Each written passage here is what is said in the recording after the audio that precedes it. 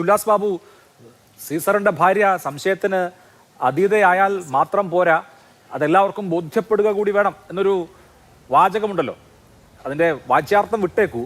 തെരഞ്ഞെടുപ്പ് കമ്മീഷന്റെ ക്രെഡിബിലിറ്റി എന്നുള്ളത് എല്ലാവർക്കും ബോധ്യപ്പെടണം എന്നുള്ളതൊരു പ്രധാനപ്പെട്ട ഘടകമാണ്. ഇവിടെ ഇപ്പോൾ റിഗ്ഗിങ് എന്നുള്ളത് ശരിയാണോ തെറ്റാണോ എന്നുള്ളത് അവിടെ നിൽക്കട്ടെ. പക്ഷേ ഇവിടെ എം ലിജു ഉന്നയിച്ച വളരെ കാതലായൊരു പ്രശ്നമുണ്ട്. ഇപ്പോൾ തെരഞ്ഞെടുപ്പ് കമ്മീഷൻ എന്തുകൊണ്ടാണ് ഡിജിറ്റൽ റോളുകൾ നൽകാത്തത്?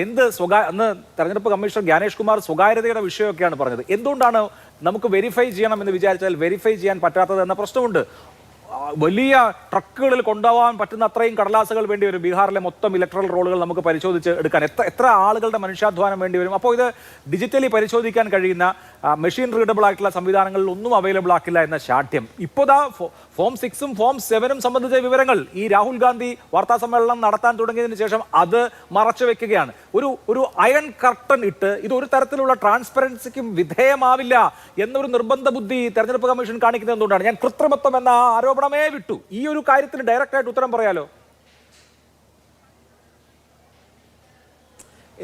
ഒരു കാര്യം മനസ്സിലാക്കണം ശ്രീ അഭിലാഷ് തന്നെ കൃത്യമായിട്ട് ബോധ്യമുള്ള ഒരാളാണ്.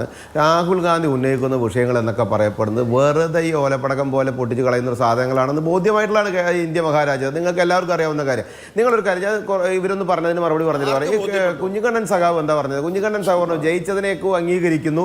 അതൊക്കെ കുഞ്ഞിക്കണ്ണൻ സഖാവ് പറഞ്ഞൊരു കാര്യത്തിന് മറുപടി പറയട്ടെ. കുഞ്ഞിക്കണ്ണൻ സഖാവ് പറഞ്ഞത് എല്ലാം ബോധ്യപ്പെട്ടു, ജയിച്ചൊക്കെ അംഗീകരിക്കുന്നു, അത് പക്ഷെ ശരിയായ രീതിയല്ല. സഖാവ് അങ്ങനെയാണെങ്കിൽ സഖാവിന്റെ പാർട്ടിയുടെ നേതാക്കന്മാർ ഉണ്ടല്ലോ, ഉണ്ടായിരുന്നില്ല അവിടെ? എത്ര വോട്ട്, എത്ര പെർസെന്റേജ് വോട്ട്, എത്ര പേരെ ജയിച്ചിട്ടുള്ളത്?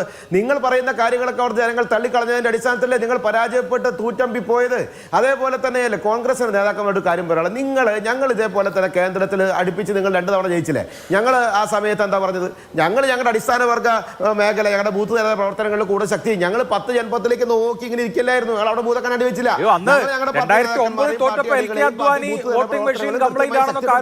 തിരിച്ചു വന്നു. നിങ്ങളുടെ പ്രശ്നം എന്താ വെച്ചാൽ നിങ്ങളെ ബി ജെ പിയിലേക്ക് നോക്കിയിരുന്നിട്ട് നിങ്ങളുടെ സമയം കളയാന്നല്ലാതെ വേറൊരു ഗുണം ഉണ്ടാവാൻ പോകുന്നില്ല. നിങ്ങളുടെ നേതാക്കന്മാരെ കാര്യങ്ങൾ പറഞ്ഞ് ബോധ്യപ്പെടുത്തുക, നിങ്ങളുടെ അടിസ്ഥാന വർഗ്ഗങ്ങളെ കാര്യങ്ങൾ പറഞ്ഞ് ബോധ്യപ്പെടുത്തുക, നിങ്ങളുടെ ബൂത്ത് തല പ്രവർത്തനങ്ങളെ ബോധ്യപ്പെടുത്തുക. അതൊന്നും ചെയ്യാൻ പറ്റാതെ വെറുതെ ഈ പത്രസമ്മേളനങ്ങൾ വിളിച്ചിട്ട് ഈ ഗീർവാണങ്ങൾ തള്ളിയതുകൊണ്ട് നിങ്ങൾ ഒരു കാലത്തും ജയിക്കാൻ പോകുന്നില്ല. നിങ്ങൾ അങ്ങനെ തന്നെ തുടരട്ടെ എന്നാണ് ഞാൻ ആഗ്രഹിക്കുന്നത്.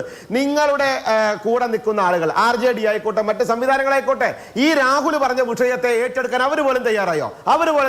അഭിലാഷ് ഏറ്റെടുത്തിട്ടുണ്ട്, ശരിയാ, പക്ഷെ അവർ തയ്യാറായിട്ടുണ്ട്. ഇവരുടെ കൂടക്കുന്നവര് ആരും തയ്യാറായിട്ടില്ല. ഇന്ത്യ മഹാരാജ്യത്ത് അത് ഏറ്റുപിടിച്ച ആരുമില്ല. അപ്പൊ സ്വാഭാവികമായിട്ട് രാഹുൽ എന്ന് പറയപ്പെടുന്ന വ്യക്തിയുടെ നേതൃത്വത്തിൽ നടത്തുന്ന ഇതുപോലെയുള്ള തട്ടിപ്പുകൾ, ഇതുപോലെയുള്ള നുണക്കച്ചകൾ, ഇതേപോലെ നുണപ്രചരണങ്ങൾ, ജനാധിപത്യത്തിനെതിരായിട്ട് പ്രവർത്തിക്കാനുള്ള രീതിയിലേക്ക് പൊതുസമൂഹത്തെ തെറ്റിദ്ധരിപ്പിക്കുന്ന ശൈലികളെ കൃത്യമായി ഇവരുടെ കൂടെയുള്ള ആളുകൾ തന്നെ പുറങ്കാലുകൊണ്ട് അടിച്ചെന്നേ. അതിന്റെ അടിസ്ഥാനത്തിലാണ് ഇവിടെ നടക്കുന്ന ഓരോ കാര്യങ്ങളിലും. അപ്പൊ BJP ജയിക്കുന്നതിലും BJP കൃത്യമായി ജനങ്ങൾ അംഗീകരിക്കുന്നതിലും നിങ്ങൾക്ക് വിഷമുണ്ടായിട്ട് കാര്യമില്ല.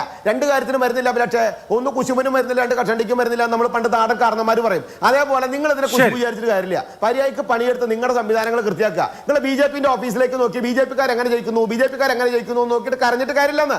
അവനവന്റെ പ്രവർത്തനങ്ങൾ അവനവന്റെ നേതാക്കന്മാരെ കൃത്യമാക്കി പറഞ്ഞ് കൂടെ നിൽക്കുന്ന ആളുകളോട് കാര്യങ്ങൾ ബോധ്യപ്പെടുത്തി എന്തുകൊണ്ടാണ് തോൽക്കാനുണ്ടായ കാരണം എന്ന് അവരെ പറഞ്ഞ് ബോധ്യപ്പെടുത്തുക. നിങ്ങൾ പഠിച്ചതിന് ശേഷം തിരിച്ചു വരാനുള്ള ശ്രമം നടത്തിക്കോ, അതൊന്നും ആർക്കും വിരോധമില്ല. പക്ഷേ തോൽക്കുന്ന സമയത്ത് മെഷീന്റെ കുഴപ്പമാണ്, ഇലക്ഷൻ കമ്മീഷന്റെ കുഴപ്പമാണ്, ഞങ്ങളുടെ കുഴപ്പമില്ല എന്ന് പറഞ്ഞാൽ എന്താണ് നിങ്ങളുടെ കാര്യം? നിങ്ങൾ വെള്ളത്തിൽ ചാടിയിട്ടും വഞ്ചിന്ന് കുളത്തിൽ ചാടിയിട്ടും കടന്നിട്ട് കാര്യമില്ല. ജനങ്ങൾക്ക് ആവശ്യമായ കാര്യങ്ങൾ ആവശ്യമായ സമയത്ത് ആവശ്യമായ രീതിയിൽ കൃത്യമായ രീതിയിൽ കൊണ്ടു കൊടുക്കണം. അത് കൃത്യമായി നടപ്പിലാക്കി കഴിഞ്ഞാൽ അവർക്ക് വേണ്ട കാര്യങ്ങൾ അന്നം, വെള്ളം, വെളിച്ചം, റോഡ്, തോട്, പാലം ഇത്യാദി കാര്യങ്ങൾ കൃത്യമായി കൊടുക്കുമ്പോ അവർ ആ കൊടുത്തവർക്ക് വോട്ട് ചെയ്യും. അതിന്റെ പേര് BJP ജയിച്ചു. അപ്പൊ വളരെ സിമ്പിൾ ആണ്.